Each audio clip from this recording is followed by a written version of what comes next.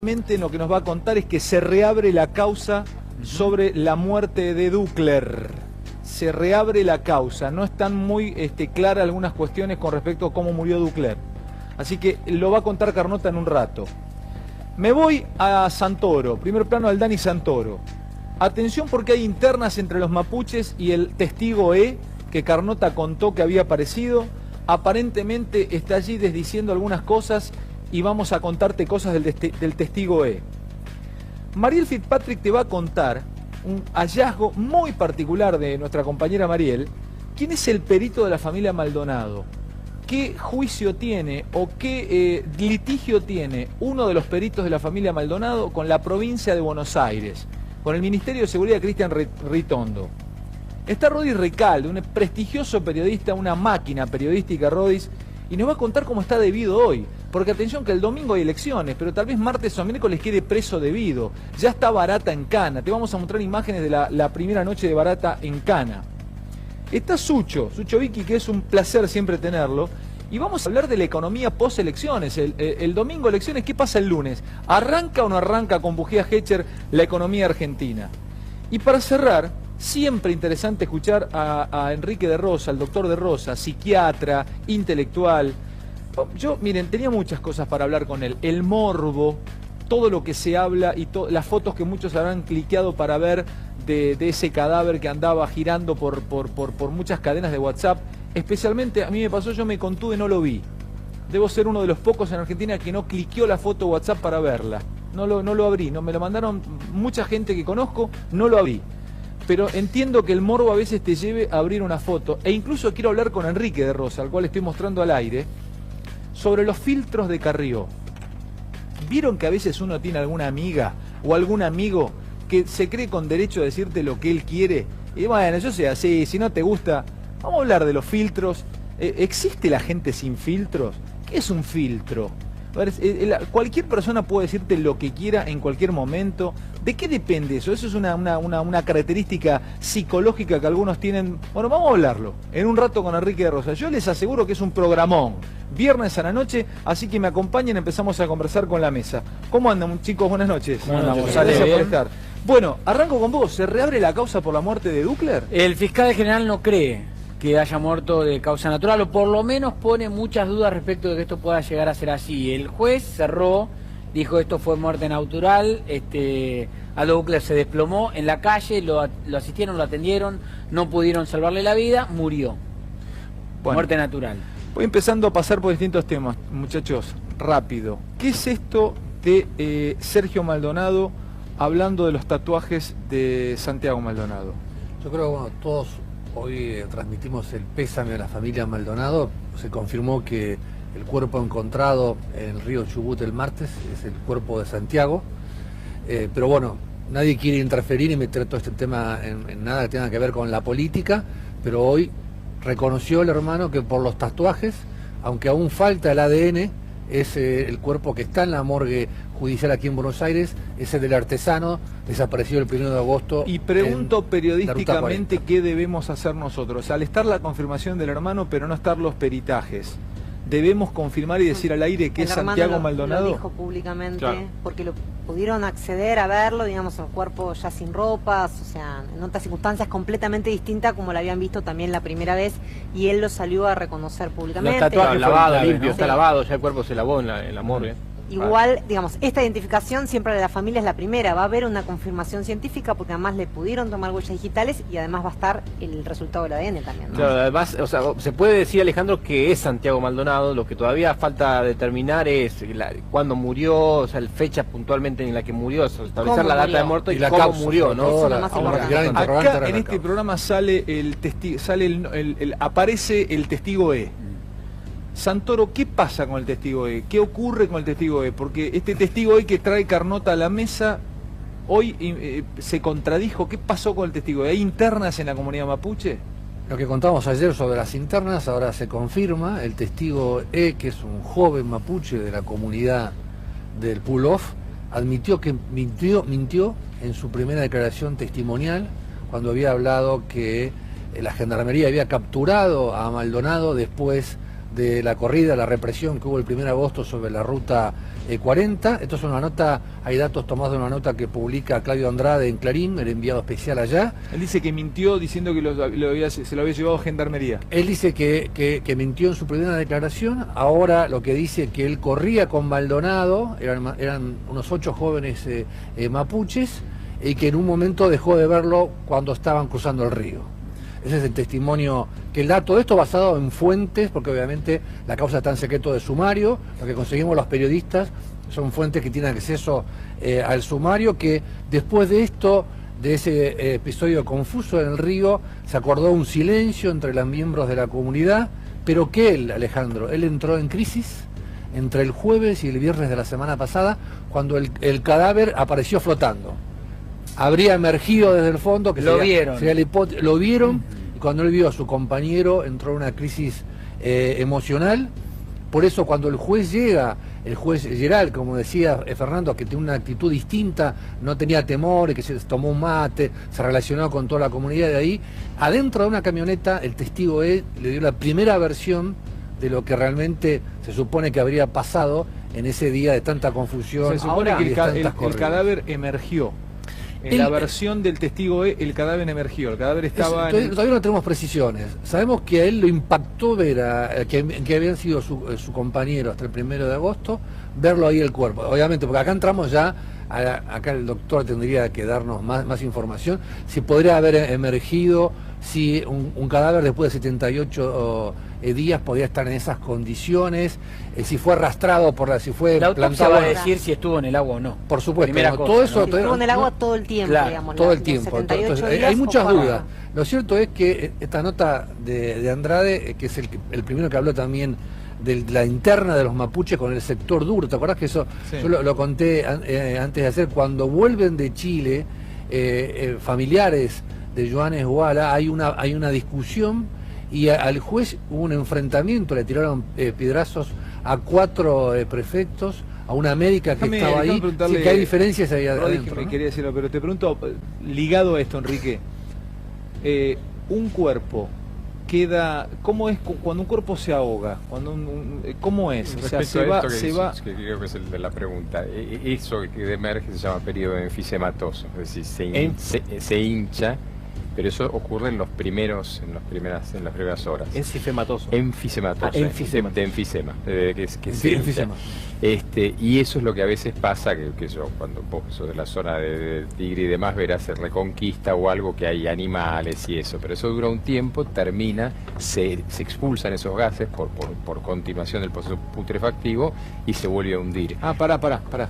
Un cuerpo en un río, se ahoga un cuerpo en un río abandonado. Lo que pasa justamente en la Reconquista de la zona de Tigre, normalmente hay animales, y que es lo más habitual. Emerge por un par de días. Emerge por unas horas, por unas horas. Por un tiempo, y que tendrá que ver con la temperatura del lugar. ¿Y luego se vuelve a hundir? Claro, porque en definitiva son esos gases que buscan y salen, y son los sonidos que todo estudiante de medicina ha escuchado en una morgue cuando trasladas un cadáver, es decir, el cadáver empieza a eliminar esos gases. Que son los que detectan los perros. Que son los que detectan, y que después eso es lo que da el fenómeno putrefactivo, los olores. Son eso. Pero y después de que esos gases se van, se vuelve a hundir. Se llena de agua. O no necesariamente. Igualmente, si está en el agua, se están bebiendo, pero en definitiva, acá también estaba la cuestión si se había trasladado en una dirección o en otra. Puede volver a salir a flote nuevamente, digamos, puede haber subido o no. Porque acá estaba, se podía ver, digamos, no estaba hundido en el fondo. No, estaba 10 centímetros sobre el nivel del agua. Exacto. De todas maneras es un río, según entiendo, que tiene desniveles en la parte de la costa. Tiene cambios en el caudal también. Y eso sí es lo que pasa, justamente por eso comparaba con los ríos del delta, que en un giro, o en Santa Fe, que en un giro de río queda trabado ahí cuerpos. La gran incógnita es si estuvo desde el 1 de agosto en el agua. Ahí hay un dato la pregunta, perdón, ¿puedo reformular la pregunta sobre eso? Sí. Si en el estado, yo miré las fotos no por morbo, sino obviamente por una curiosidad periodística, si el estado de las fotos que vimos era la de un cuerpo que estuvo 78 días en un agua que tiene una temperatura entre 2 y 5 grados, o podría haber sido un cuerpo que estuvo afuera, que lo volvieron a tirar en tierra, y lo dejaron en el agua después. Claro. Obviamente parece más lo segundo, pero voy a ir a una cosa. En realidad, acá, si bien hay cantidad de tablas y demás respecto a esto, en definitiva, ¿por qué uno se basa mucho en datos? Porque cada caso es diferente y en realidad los peritos van a hablar sobre lo que encuentran. Es decir, pueden encontrar lo que se llama un periodo colicuativo, un periodo de licuación, que es un poco lo que se veía en las fotos en las facies, ¿no?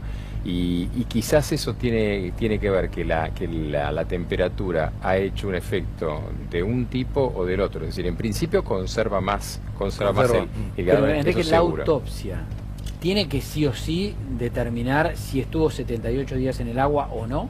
La autopsia va a determinar con cierta Con un margen, con un digamos. margen importante. ¿Por qué? Por el tiempo que pasa. Pero no es solamente con respecto a los tejidos, sino básicamente lo que les decía el otro día en cuanto a la entomología forense. Por eso, interesante que uno de los peritos es entomólogo. Entomólogo es de insectos. Es el que ve las larvas y demás que están adheridas. Eso sí no estuvo en el agua, si estuvo en intemperie. Sí, claro, pero en el momento de flotar igualmente pueden haberse depositado. Una O pregunta, lo mismo, el río tiene, perdón Mariel, ¿el río tiene la misma profundidad en todo su lecho? ¿Se puedo pregunto esto? Porque hoy me decía una fuente que también una de las hipótesis que manejan es que el cuerpo hubiese sido arrojado o podría haber quedado definitivamente atrapado o ahogado mucho más arriba, muchos metros más arriba, yo no sé cuánto, incluso por afuera de lo que se trabajó y se peritó, se rastrilló, y que luego el mismo cauce del río lo haya traído a una zona ya rastrillada,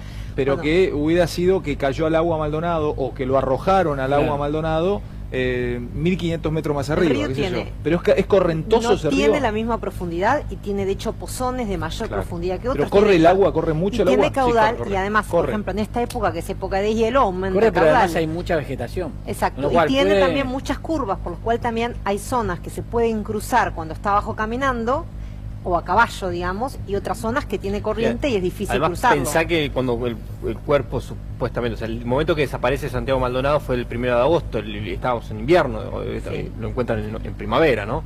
Digo, la temperatura del agua es mucho más fría en agosto que ahora. Hay un dato que quería agregar porque hubo confusión, porque la abogada de la familia Maldonado dijo que esa zona donde fue encontrado fue rastrillada 3 veces. El Diario de la Nación publicó hace un rato nada más que hubo un informe completo de prefectura, que hubo 8 rastrillajes. 8 rastrillajes. 8 en distintos días. Y que esa zona fue rastrillada una vez, o sea, hacia arriba, 260 metros hacia arriba de lo que llama el punto cero, que es la línea recta de donde fue el enfrentamiento. Desde la casilla hacia el río. Eso lo contamos ayer y mostramos el gráfico donde dice que los buzos estuvieron 2 veces en la zona donde se encontró el cadáver. O sea, estuvieron en esa esto zona. Es información oficial, sí. Entonces, no es que nunca, que habían estado una vez. Y también hay algo para destacar, que fue el prefecto Ruata, que fue el que de alguna manera dirigió todos los operativos, que fue quien le insistió al juez Otranto, el anterior juez, a que había que seguir con los rastrillajes, porque él no se había quedado del todo convencido por este tipo de río engañoso y por la vegetación que muchas veces quedaban, digamos, no decía cuerpos, pero bueno, que podían quedar enredados. Por eso, para mí la clave simplemente es saber si puede haber diferencia en un cuerpo para darse cuenta si estuvo 78 días en el agua o no. Me permite, o estuvo 2 días en el agua. Quiero cargar una frase de Duhalde, porque estamos hablando del impacto político de esto, y luego prepárenme la foto del perito de la familia Maldonado, porque Mariel va a desarrollar el primer título de la noche. Pero primero la foto frase de Duhalde. Yo tengo acá periodistas de muchos años en los medios. Quiero analizar, metete Sucho también, porque vos sos un analista de la situación. Escuchen o lean lo que dijo Duhalde. Tal vez al gobierno le pasó lo mismo que a mí con Costec y Santillán, que se le va la mano a un tipo. Dijo esto el 10 de septiembre, al diario Perfil, Eduardo Duhalde. Tal vez al gobierno... poneme de nuevo la frase, por favor. Tal vez al gobierno le pasó lo mismo que a mí con Costique y Santillán, que se le va la mano a un tipo.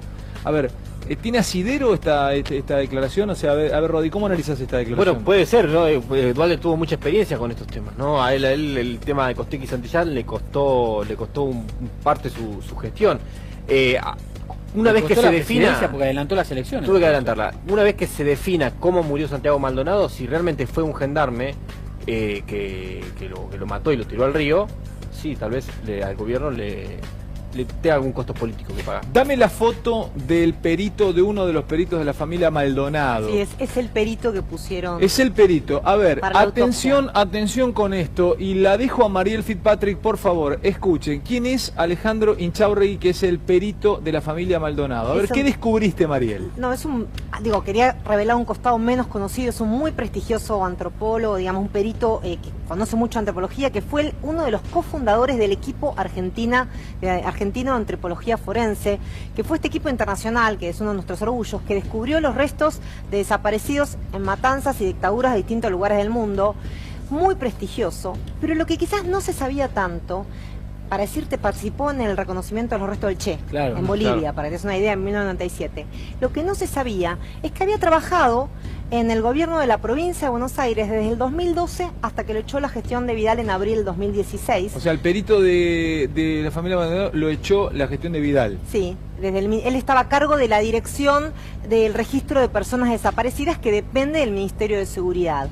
Y lo echaron en abril del 2016 y, de hecho, le inició juicio al gobierno de la provincia. Bueno, ¿por qué? Pero pará. Porque si vos traes esto, por algo es. ¿Por qué te llamó la atención? Porque hasta ahí podría ser que, está bien, lo echaron y inició juicio. Pero vos crees que podría haber algún tipo de animadversión. No, porque es muy prestigioso, pero me llamó la atención, cuando buscando quién era, digamos, que había trabajado en el Ministerio de Seguridad, me llamó la atención que con semejante prestigio, quizás la nueva gestión no la haya conservado. Y ahí hubo un entredicho con un dato que también me sorprendió, que tuvo que ver con la recompensa para encontrar a los hermanos Lanata. ¿Te acordás que fue una de las bombas que le cae a la nueva gestión? Porque bueno, se fugan. Recién empezaban. Empezaban, justo. Él estaba a cargo justamente de esta dirección del registro de personas desaparecidas, y llegó un oficio, Sergio Torres, que era el juez que intervenía, y dice, hay una persona que, bajo identidad reservada, va a dar información que va a permitir encontrar a los Lanata. Él cumple con un protocolo que es, le manda un requerimiento al juez y le dice, usted le informó que, yo no lo sabía, pero que es miembro de la Fuerza de Seguridad, o actuales, o funcionarios, no pueden cobrar recompensa. Le hace un requerimiento al juez diciéndole, mire, ojo, porque si se presentó una persona que es integrante de la Fuerza de Seguridad, no puede cobrarla, no habría que pagarle. Estos requerimientos que le hizo al juez Torres no tuvieron respuesta, fue a su superior, Irurzun, que es la Cámara Federal, y después lo echaron. Él atribuye a que Torres tiene una vinculación, una relación de amistad con Ritondo, y que le molestó que le estuviera reclamando a quién le van a pagar la recompensa. Lo echaron por una cuestión política, en teoría. ¿Qué dicen del Ministerio de Seguridad? Que en realidad él entorpeció la investigación y que se cortó solo. Entonces, esta disputa con un juicio que, digamos, tiene hoy por el despido contra el gobierno de la provincia de Buenos Aires. Garabano dijo que se comunicaron él y Macri con la familia, pero la familia desmiente esto, ¿no es así? La familia lo que dice es que Garabano le mandó un mensaje de texto y está muy enojado Sergio Maldonado porque Macri llamó a su madre y dice que no estaba en condiciones de hablar, que está muy vulnerable, y que lo llamó a un teléfono privado, y bueno, la mujer atendió porque no conocía de dónde era el teléfono.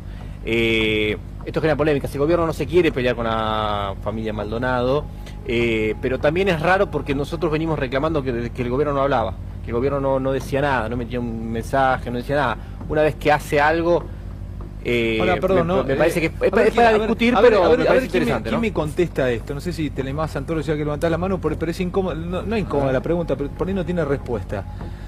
¿Realmente todos le buscamos un sesgo o a algunas actitudes en el mundo político en Argentina en el último tiempo? Pasa algo y automáticamente tenés que sesgarlo. A ver, ¿de qué lado lo pongo? Claro. ¿Viste? Porque es automático, lamentablemente, porque no debería pasar.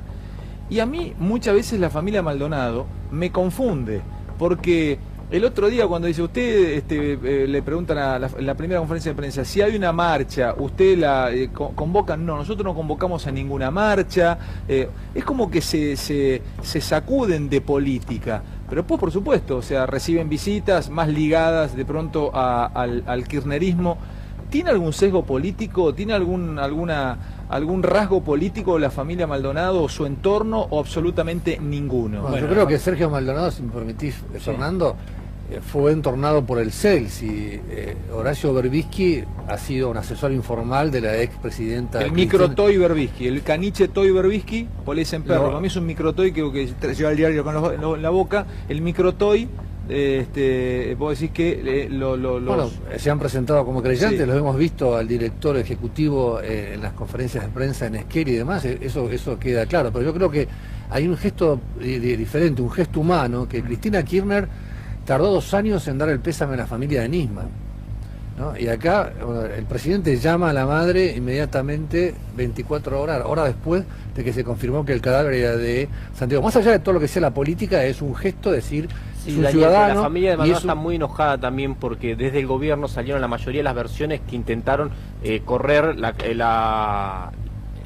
el eje desde Chubut. Se dijo que estaba en Entre Ríos, se dijo que podía estar en Chile, se dijo que lo había levantado un camionero, se dijeron muchas cosas. Entonces la familia también está muy susceptible con el gobierno por todos esos temas, ¿no? Pero es entendible también. ¿Qué debe hacer el gobierno? Son las víctimas en yo no estoy cuestionando para nada a la familia. La reacción del hermano fue después que Garamano en una conversación telefónica comentó que Macri había hablado con la madre y que Garamano dijo, me comuniqué con el hermano.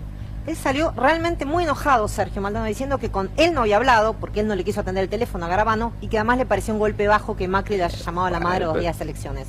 Mi pregunta es, yo creo que todos estamos esperando que dijera algo el gobierno respecto a esto, y que quizás si lo miramos del lado humano, que el presidente la llame a la madre, me parece un buen gesto. Podemos discutir si se difunde, no se difunde. Ahora, la familia tuvo desde el minuto 1 una actitud, digamos, desde el dolor. Obviamente, a ver, estamos hablando de una familia que tuvo un desaparecido, un familiar desaparecido y que acaba de aparecer muerto, ¿no? Después de 78 días. Pero tuvo una actitud, primero, absolutamente distante y reactiva al acercamiento del gobierno. Que fue tarde, que fue mal, que todo lo que quieras.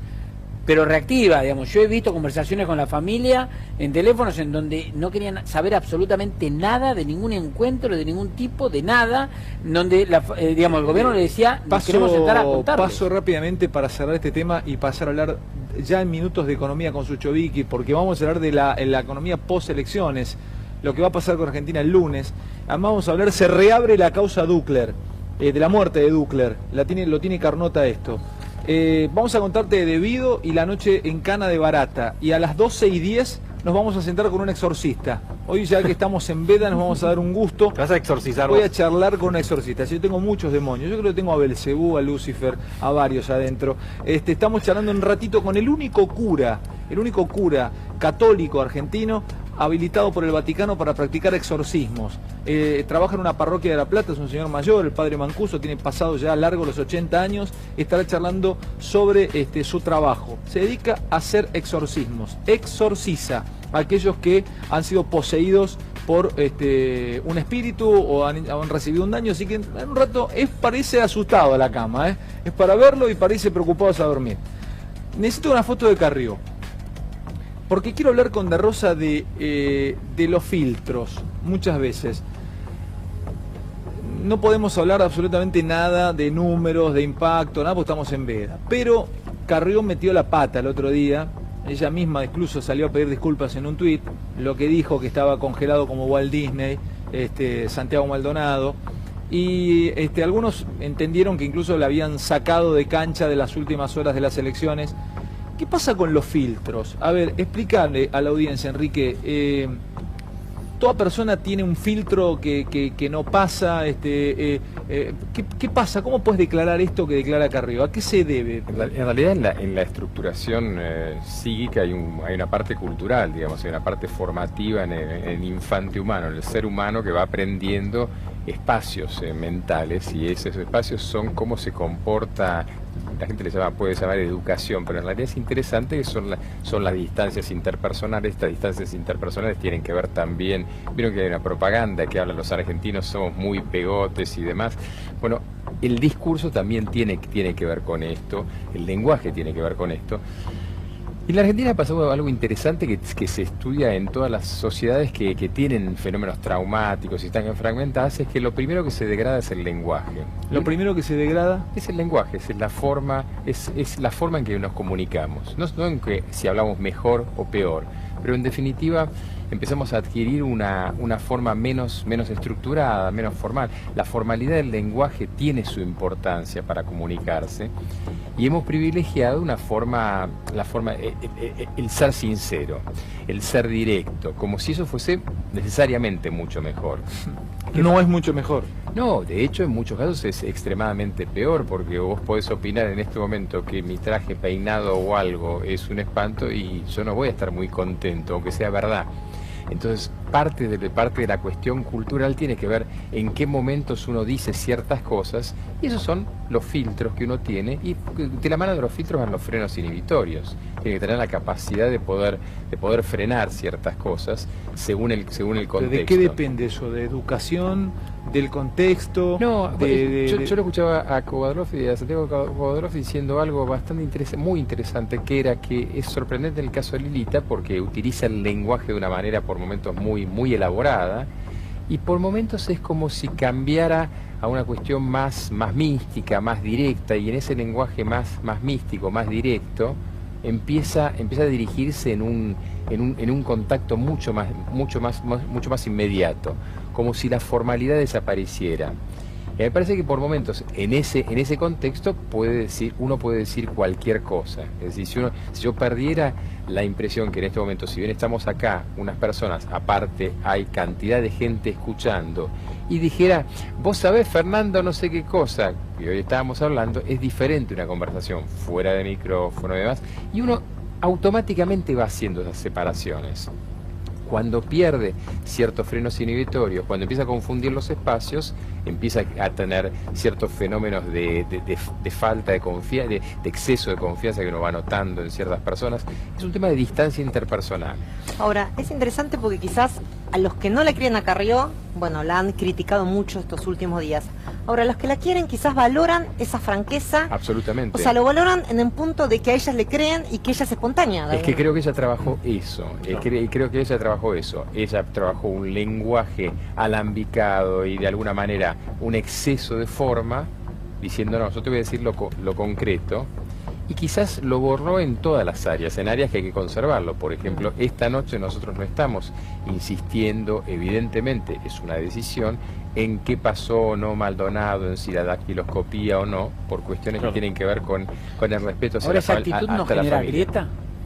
¿Cuál? La de ser de esa forma y con ese discurso. Porque, yo creo que, digamos, como estás bien acá o no estás acá. Digamos. Pero como dice Mariel, a cierta cantidad de gente le tradujo lo que cantidad de políticos no le decían. Miren, este tipo es un delincuente, y en una de esas decirlo de esa manera, aunque no lo tenga que, en otro contexto lo tiene que probar, vos tenés que probar algo, a la gente le llega inmediatamente, bueno, alguien me está hablando. Claro, pero esa es otra mirada, Carlos. Por ahí lo que más molestó fue lo de Walt Disney, ¿no? Claro.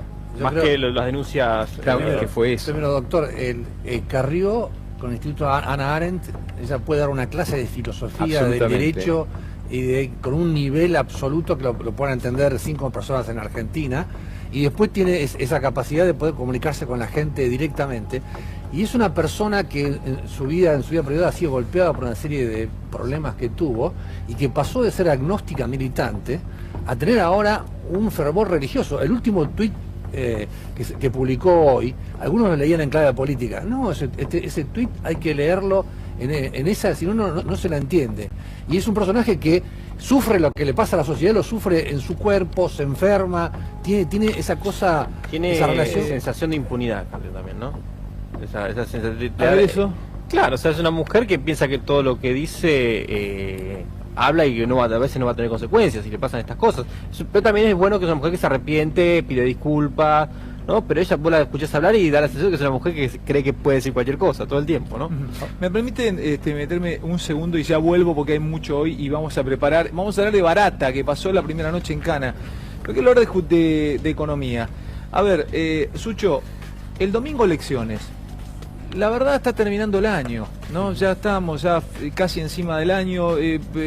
Del otro lado, muchísima gente que sabe que tiene que renovar contratos de alquiler, incluso muchísimas economías regionales que te están viendo, que no saben qué temporada van a tener, si va a andar bien, si no va a andar bien, la gente preparando vacaciones, muchos de ellos, laburo del año que viene, muchos están terminando la secundaria y te están viendo y saben que entran al mercado laboral el año que viene. Contame, ¿Cómo lo ves? ¿Qué estás viendo de Argentina? ¿Qué viene post elecciones, Sucho? Primero, siempre cuando trato o voy a una charla últimamente empiezo de la misma manera. Le preguntas a la gente cómo ve al país hoy. O preguntas directamente, ¿quién ve bien al país hoy? Y no todos te levantan la mano, muy pocos te levantan la mano. Pero te dicen una palabra que yo la uso mucho, que es mejorando. Mejorando no significa a veces ni bien ni mal, depende con qué venís comparando. Pero está mejorando. Y después le preguntás, ¿cómo creen que va a ser el año que viene? Y la mayoría espera una expectativa mayor. Están todos más confiados que lo que viene es mayor. Pero era necesario y es necesario este paso de las elecciones. Y una vez lo decía en este programa, que una vez se lo escuché a un inversor holandés, que decía, no alcanza con la voluntad de un gobierno, el inversor, pero no el inversor de afuera, el que viene plata, el que pone una fábrica, el que quiere alquilar, etcétera, también necesita ver cuál es la manifestación del pueblo, qué tipo de país queremos todos los ciudadanos. Y va a ser bastante importante estas elecciones para determinar finalmente, no te digo que se elimina la grieta, pero que empezamos a caminar. El lunes van a estar viendo los resultados en el mundo. Los resultados, hay un adelanto, el mercado se jugó a un tipo de resultados, no puedo hablar más que eso, pero entiendo que sí son relevantes desde el punto de vista político. Déjame jugar con un ejemplo. No me des el resultado al que se jugó, no me lo des, pues no podemos, nos multan. Pero ya el mercado olfatea un ganador. Las pasos fueron una señal, etcétera. Pero déjame jugar con este ejemplo. Bueno, el Merval cayó esta semana un poco, ¿no? Depende cómo tomes. Bueno, una corrección tal vez, puede ser una corrección. Pero voy a un ejemplo muy claro. Perdón al televidente si el ejemplo es algo agresivo. Vamos a suponer que a una persona le agarra un paro cardíaco. Y viene el médico con los familiares y lo salvan, con el desfibrilador y lo salvan. El paciente reacciona. Y todos empiezan a festejar, se salvó, se abrazan, etcétera. Pero el médico después se va a sentar con el paciente y va a decir, che, salvarte es una condición, pero vamos a investigar ahora por qué te agarró un paro cardíaco. Y a partir de ahora te vas a tener que cuidar, vas a tener que dejar de fumar, vas a tener que caminar un montón, vas a tener que dejar de comer lo que estás comiendo, no quiero que comas. Te dice todo eso y decís, ¿para qué me salvaste? Dejame. Claro. Pero una vez que te dice todo eso, ahí viene el problema, porque otro paro quizás no lo resistas. Un cambio de actitud en alguien, no sé si alguna vez a alguno de ustedes le pasó, cuando te llevas un susto muy grande, cambias todas las actitudes, dejas de fumar, etcétera. Cuando el susto es muy liviano, te dura una semana nada más. Déjame este paralelismo con la economía. La economía argentina no se llevó un susto tan grande para un cambio tan fuerte como sí lo tuvo Brasil, como sí lo tuvo Argentina en el 2001, como sí lo tuvimos 2015. Con respecto a la percepción del susto fue, bueno, no era que no era tan grave la herencia, es como que fue gradual también que caímos de donde estábamos. A partir de ahora se empezó a mejorar, pero va a haber que hacer ciertos cambios. Todos te dicen, lo veo mejor, pero no tengo rentabilidad hoy. Para que haya rentabilidad me van a tener que bajar los costos. Tengo que hacer algunas cosas, eso de cuidarme, para que la economía empiece a crecer en serio desde el lado micro. Porque la macro puede ser que crezca 3%, pero después cómo le va a cada uno. Y ahí sí dependes, repito, de cambios que tiene que haber desde el lado del Estado. De baja de costos fiscales, es una locura lo que pagamos todos de impuestos comparado con el servicio que recibís, o si no que te den un mejor servicio para que seas más eficiente, tener una mejor logística, bajar los costos de intermediación en todos los aspectos. Bueno, eso hay que hacerlo. Y no tenés tanto tiempo para hacerlo. ¿Puedo un ejemplo más? O... Lo que quieras, claro, no, por supuesto, dale. Hay algo que también va a sonar quizás en algún punto agresivo, pero en estadística se estudian las probabilidades de ocurrencia. Y hay una probabilidad de ocurrencia que es cierta. Ejemplo, todos nos vamos a morir. Y todos los días falta un día menos para que eso suceda. Eso es una probabilidad cierta. Yo sé que disfrutemos la vida, etcétera, cada día falta un día menos. Pero hay una probabilidad que no es cierta, que dura solo un tiempo. El ejemplo que siempre dan es, vos le escribís una carta al Papa y el Papa tarda 6 semanas en contestarte. Entonces tu probabilidad va así. La semana 1 no tenés expectativa de que te conteste porque tarda 6 semanas. En la semana 5 empezás a estar muy expectante. En la semana 6 no vas a trabajar y estás esperando el correo que te venga, o el mail, no sé, lo que sea, que te vea la carta. Semana 7, semana 8, semana 9. Si en la semana 11 no te contestó, fuiste. Entonces hay cambios que no tenés tanto tiempo, que hay que hacerlos para que la economía se impulse. Y esos cambios ya no dependen tanto del privado. Depende mucho, repito, de la infraestructura que te da el Estado por los impuestos que te cobra para darte en servicios algo que te abarate el costo. Si no, no hay tanta rentabilidad y sin rentabilidad va a costar que venga la inversión. Clarísimo, Sucho, como siempre, maestro, saca ahí, pela. ¿Y dónde pongo mis ahorros? Me quedó claro, hay que escribir al Papa para paso y con distintas cosas más. Ya vengo con Barata, vas a ver un chorro en Cana, vas a ver cómo llegaba Barata a la dependencia donde quedó detenido. Hoy me decía un amigo de la justicia, me dice, mirá que el show del casco no zafa debido, por más que se vaya o renuncie a diputado. Tenés información de debido, tenés una fotito de debido. La marca del casco. Una alta fuente de Comodoro Pi me contó cómo va a ser el miércoles. A ver. Cuando suponemos que lo va a desaforar por 2 órdenes de detención y desaforo, de Bonadío y de juez Rodríguez. Es una orden de detención conjunta. Apenas lo desaforen, la fuerza de seguridad tiene la orden de detenerlo donde sea. En Comodoro Pi presumen que no va a ir a la sesión del día miércoles y que se va a querer presentar él directamente en Comodoro Pi. ¿Por qué en Comodoro Pi? Porque si lo detienen en la casa o lo detienen en las veredas del Congreso, tiene que ir a la comisaría de Comodoro Pi a poner las huellas, a hacerle una revisación médica al Servicio Penitenciario Federal, a ser notificado de los embargos y de... ¿Pero zafa el show del casco o no? Bueno, lo que él va a hacer es... Va a estar el miércoles a las 7 de la mañana en el sótano de Comodoro Pi, apenas los jueces abran, para tratar de evitar... igual lo van a sacar y lo van a trasladar a la cárcel, a la prisión. O sea, el casco, el show del casco va a estar. Bueno, el tema es que los periodistas sabemos que abajo, en el subsuelo, es donde estacionan las camionetas, y ahí hay un pedacito temible, si lo muestran, pero eso depende del gobierno. No, depende del juez. De cómo lo van a llevar el gobierno, si quiere. A que se lo vea o no se lo vea. Yo he visto, con todos los gobiernos, he visto detenidos que te lo muestran, que con las escuelas, por eso. He visto otros detenidos que... ¿Y crees que Bonadío no va a querer mostrarlo? No, Bonadío, eso depende de la fuerza de seguridad. Eso depende de la fuerza de seguridad, no depende del juez. ¿Cómo que no? No depende del juez. Eso me lo explicaron muy claramente. Él dio la orden de detenerlo. Y hay un protocolo de detenerlo, pero ahora, si lo muestran ante las cámaras de televisión... Sería el único tipo no mostrado de todos los que... No hay una decisión particular de no mostrarlo, eso es lo que está diciendo. Es el funcionario más importante del kirchnerismo detenido. Lo van a mostrar, pero sin casco. Y con las manos el juez lo espera, pero lo desaforen en la comisaría de Comodoro Pi para estos trámites, y después va al juzgado, primero al juzgado de Rodríguez y después va al juzgado de Bonadío. En ningún caso estamos hablando de debido no detenido. No, estamos hablando siempre de debido. La semana que viene tenemos que saber que venimos a hacer el programa y vamos a tener una semana con debido en Cana. Eso lo podemos dar como... Vamos a tener una semana con un resultado electoral. Con un resultado referido a Maldonado, quizás, que pueda ser que haya algún resultado. Debido preso. Es una cuestión técnica también. Acá Maximiliano Rusconi dijo que él había apelado a la Cámara de Casación Penal, la decisión de la Cámara Federal porteña. Dice, no importa, porque si llegan a tomar alguna medida la Cámara de Casación por la decisión de Rodríguez, le queda la de Bonadío, así que va a estar. Respecto a eso, te quería contar que era lo que yo te había traído. Hoy Debido estuvo todo el día en su casa con Rusconi y con Gabriel Palmeiro analizando el tema de la defensa, la estrategia con respecto a este tema, y bueno, y después va a seguir con juicio, lo van a estar llevando todas las semanas a los juicios que tiene que hacer. Hablé por lo menos con 5 personas de... Pará, porque acabas de dar un detalle solvente.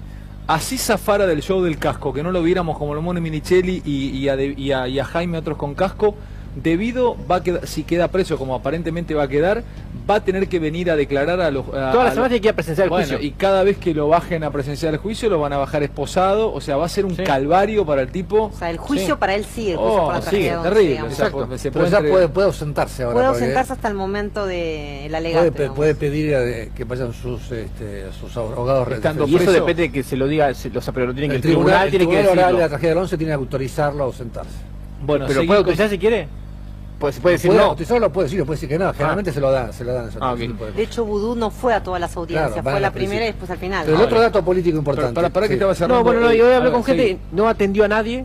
Incluso lo llamó José Mayor Azagasti, que era su secretario durante casi toda su etapa como ministro, y tampoco quiso hablar con él. Está muy ensimismado, muy encerrado en sí mismo. ¿Pero está qué preocupado. cree? ¿Que puede defender su libertad aún? No tiene ninguna chance. No tiene ninguna chance. Un poquito más de mi micrófono acá, por favor. No tiene ninguna chance. No tiene ninguna chance. Ya está. 2 jueces lo quieren con prisión preventiva. El Congreso lo va a desaforar. el despoder nunca se lo sintió tan fuerte en su cuerpo de Vido como en este momento. Ayer contábamos que lo primero, la primera señal que tuvo, y ahí se dio cuenta de Vido, fue cuando Cristina dijo: no pongan las manos en el fuego por Vido. Digamos, todavía no estaban las resoluciones o los pedidos judiciales, pero sí estaba el desamparo político de Cristina Kirchner diciéndole: te suelto. ¿Tenés algo más? Decíamos, Dani, algo más. No, cuando hablemos del tema Barata quiero agregarnos. ¿Podemos mostrar las imágenes de Barata cayendo o en cana? Acá tenemos, a ver, ¿quién me describe estas imágenes? ¿Quién le agrega a estas imágenes que estamos empezando a ver? Había algunas imágenes donde pasó su primera noche ayer, ¿no? A ver, acá, mira, aquí la tenés. ¿Qué es esto? Sí, esto es la celda de la comisaría de la Comuna 12, donde fue llevado, donde pasó ayer su primera noche, que es un colchón muy básico, una mantita, y tiene un inodoro, que acá se ve, en otras tomas se ve un inodoro con una piletita de acero inoxidable. De la Avenida Libertadora, eso, vale. Esto es en la calle Ramallo. Pasamos a otra imagen, acá, por favor. Solo, estuvo una celda solo. Y hay un dato que publicó la colega Lucía Salinas en Clarín que me llamó la atención. ¿Sabes quién lo fue a visitar? Mira, ahí lo ves, el inodoro y la piletita. Uf. ¿No? ¿Esto es parte de la celda? Esta es la celda donde pasó ayer su primera noche. En esta comisaría de la Comuna 12, porque él fue detenido en Belgrano, por lo cual lo llevaron a esa comisaría. ¿Quién lo fue a visitar, Mariel? Fue a visitar su mujer, pero un dato que me llamó la atención y lo quería destacar, lo fue a visitar la mujer de Devido, Lali Minichelli, la hermana del mono Minichelli, que, bueno, tiene una relación de hace muchos años. Barata es una persona de extrema confianza, su mano derecha era el segundo en el Ministerio de Planificación, y lo fue a visitar, estuvo unos 40 minutos, bueno, obviamente habrán hablado, no se sabe, pero supongo de la asociación judicial de Barata y también de la de Devido. Es raro eso. Esa visita es rara, Pará. ¿Sabes que se nos escapó a todos, no? Rodis. Es muy raro. Es raro.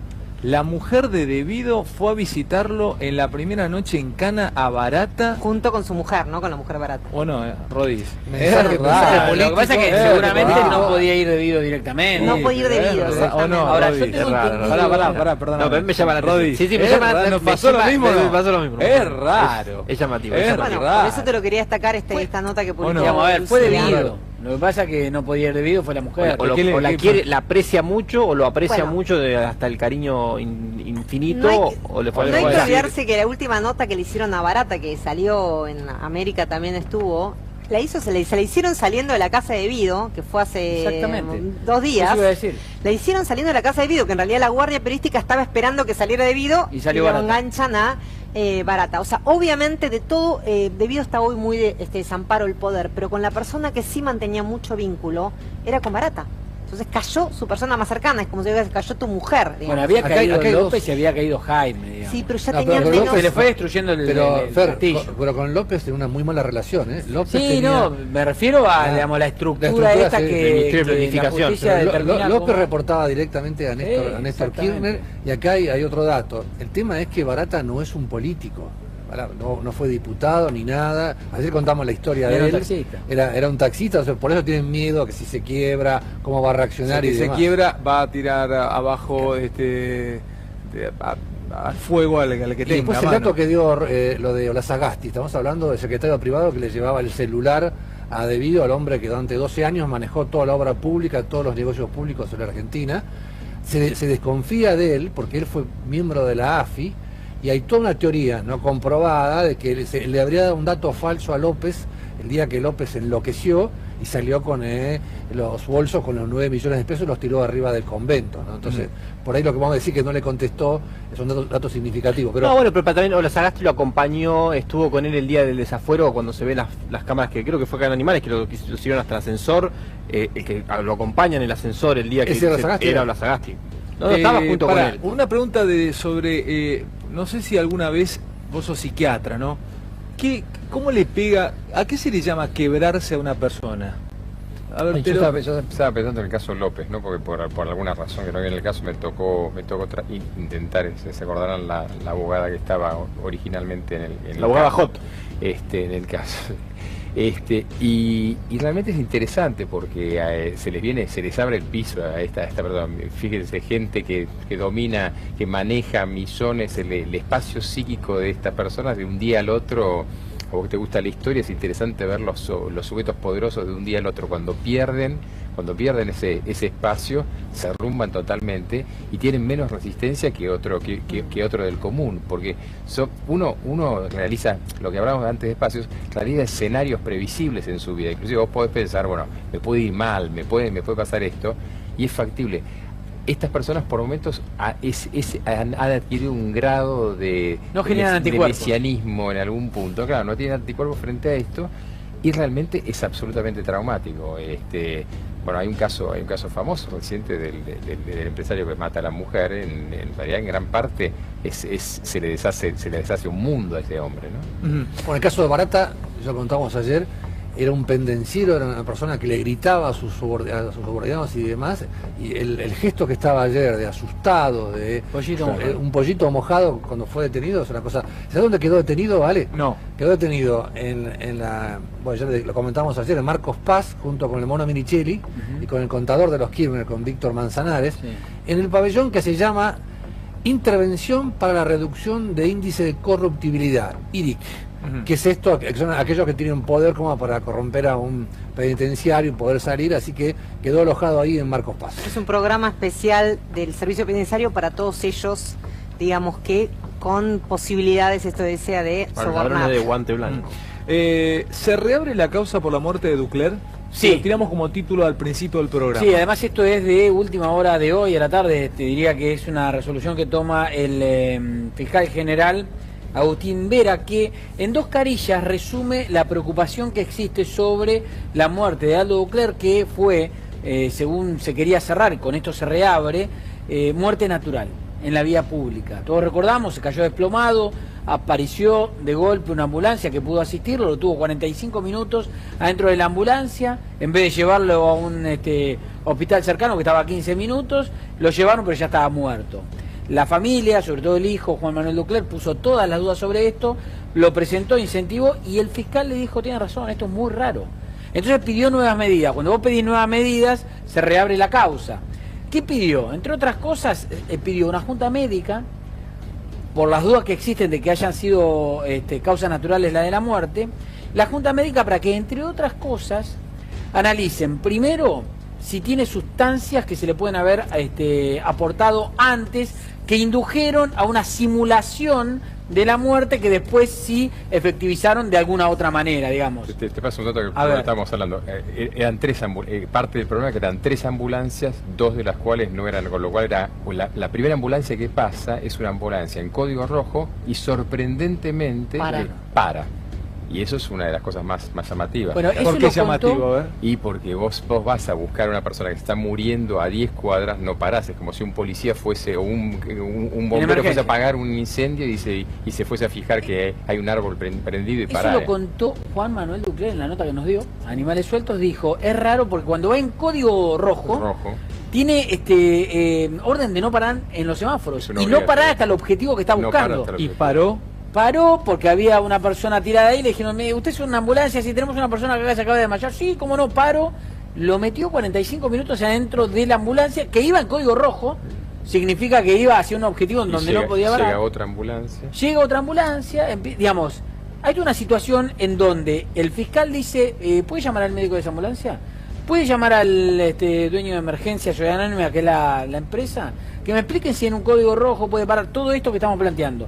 Empieza a pedir ciertas medidas. Entre otras, pide también, me traen todos los videos si hay registro del ingreso, la salida, lo que pasó adentro, en la empresa Arpenta, que es donde estuvo Aldo Ducler, que fue a buscar un cheque, que es de los ex socios, antes de ir a depositarlo. Quiero saber qué pasó ahí adentro, porque otra de las dudas que caben es, ¿qué pasó ahí?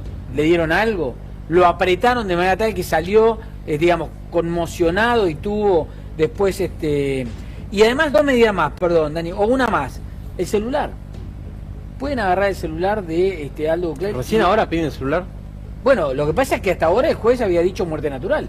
Eso porque lo reactiva el fiscal. Y la diferencia en los certificados de muerte. Dani, ¿qué decías? No, además, eso. Que los 2 socios y Ducler fueron los que manejaron los fondos de Santa Cruz al principio, cuando Néstor Kirchner decidió sacarlos al exterior y que nunca se rindió cuenta de qué pasó con esos que eran primero 600 millones de dólares, después terminaron siendo más de 1000 y no se sabe qué pasó con ese dinero, ¿no? Y que les cobró comisión por hacer eso, ¿no?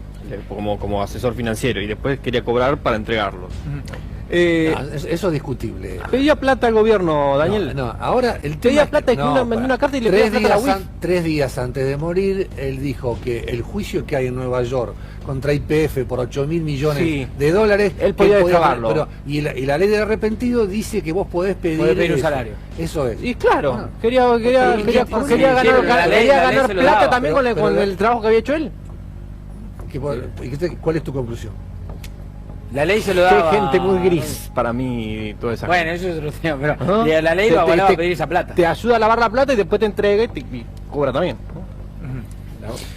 ¿Qué me decías? El otro dato, aparte de la diferencia de certificados, es, y es para que la cosa se vuelva más complicada, es que el certificado de muerte de la autopsia la firma uno de los que hace la autopsia del caso Nisman. Entonces, sí, que además no era del hospital donde tenían que firmar la... Tani, el lunes nos vamos a meter, entre otras cosas, con la mafia de los contenedores, que tenemos interesantes trabajos armados sobre eso. Dame un título de lo que vamos a compartir el lunes.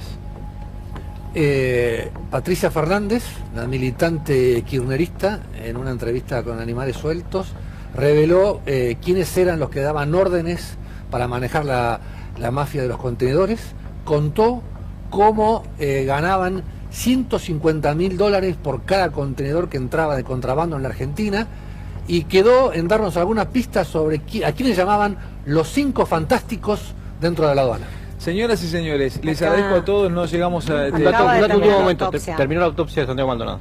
Tenés 10 segundos porque me... No, es eso. 12 horas. Acaba de terminar, duró 12 horas y acaba de terminar. Y está previsto que continúe mañana, no el domingo. Señores, sí los veo el domingo en el programa especial sobre elecciones. Yo me voy a charlar con el padre Mancuso, que ya está sentado. Voy a entrevistar a un exorcista. Hoy día de veda. A ver si tienen, no se asustan y me acompañan. Es el único cura argentino, ya está sentado allí el padre Mancuso, habilitado por el Vaticano para practicar exorcismos. Lo presentamos de esta manera, Animales del Saber.